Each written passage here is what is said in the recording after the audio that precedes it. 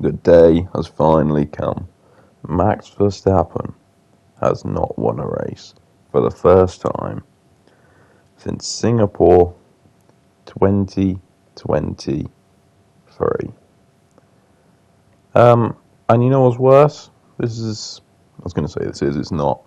If Max does not win in Japan, it will be the first time we've not heard either the Dutch or Austrian anthem in two.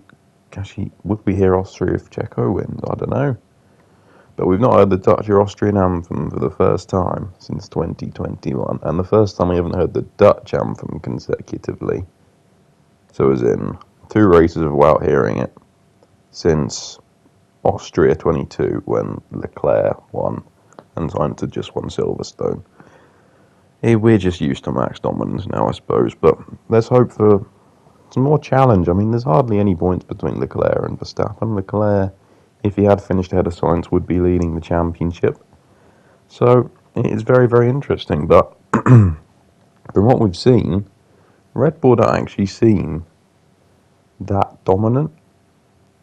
Well, who am I kidding? They are. But Checo today wasn't fast. And Max wasn't insane. I mean, Max had 3 laps. We can't really judge. But I do wonder if there's...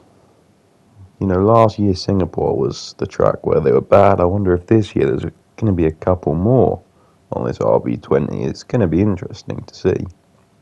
If there's a couple tracks where they really do struggle with tyre degradation, which Checo seemed to today, then that would be very, very interesting to see.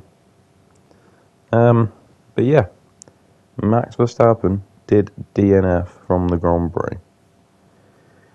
From pole position as well, which I think is worth talking about. Another pre-race thing that I think is worth talking about is Logan Sargent not driving this weekend because they gave a seat to Alex Albon. I mean, Alex is the faster driver, it makes sense why they did it, but firstly, they should have had more chassis. Obviously, they didn't because they're not a very wealthy team, and budget caps and everything, they had problems.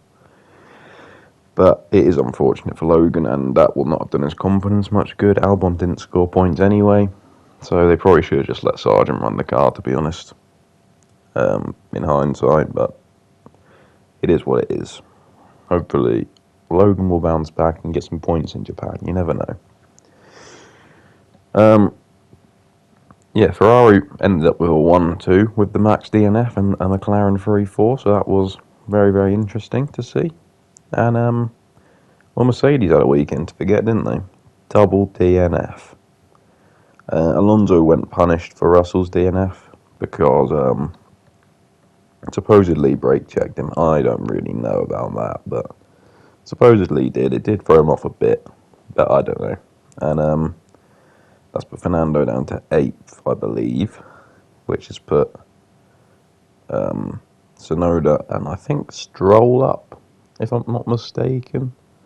But yeah, Hamilton had a reliability issue earlier in the race, and Russell went out with a big collision on, I believe, the penultimate lap or the last lap. So, unfortunate for him. Another running theme. If Sainz wins, Russell DNFs. Think about it. Sainz has won 3 races today. Yeah, it was today. Sargent. What am I on about Sargent for? Sainz won the race, and George Russell DNF'd. Singapore. Sainz won the race. Russell DNF'd. Silverstone 2022. Sainz won the race. George Russell DNF first lap. So, yeah, it is a bit of a weird one, but it is what it is. Another really random thing that just keeps happening. Okay, let's move on from that over to my predictions. My biggest good surprise was Daniel Ricciardo. I'm not sure about that one, lads. He was massively poor in qualifying, put him massively on the back foot for the race, and yeah, he finished a long, long way behind his teammate Yuki Tsunoda, who ended up getting points. And solid points at that, if I remember rightly. Let me just quickly check what his final finish was. I believe it was 8th, but then Fernando's been pushed back with that 20-second penalty. So I don't actually know where Yuki Tsunoda has ended up. But I will have a look. But before we do that, my stinker of the day was Pierre Gasly. I'm not giving myself that either. I don't think he was that bad. I need to look at these full results. Here we go. Yeah, so Tsunoda ended up 7th because of that Alonso penalty. Ricciardo finished down in 12th. No way was I going to give Ricciardo as biggest good surprise. There's no way you can do that. And my stinker of the day, Pierre Gasly. I mean, he finished 13th, but Ocon finished 16th. He beat his teammate. It's not easy. If I was going to have stinker of the day, it'd probably be Verstappen or one of the Mercedes. Possibly Ocon or possibly a Sauber, I'd say. But, yeah. I'm not giving myself biggest good surprise or stinker of the day. Moving on to driver of the day. I went with Max Verstappen. I'm not giving myself that. He didn't even finish. He completed 3 laps. But I did get him getting pole right, so we'll take that. 3rd place, I went with Oscar Piastri. He finished 4th, not bad. 2nd, I went with Lando. He finished 3rd. Again, same situation, not bad.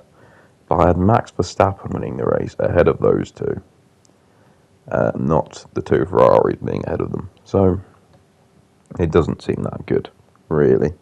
Because I was saying McLaren would be faster than Ferrari. They clearly weren't. So yeah, we're on 1 point out of the first 7 predictions. That's fantastic.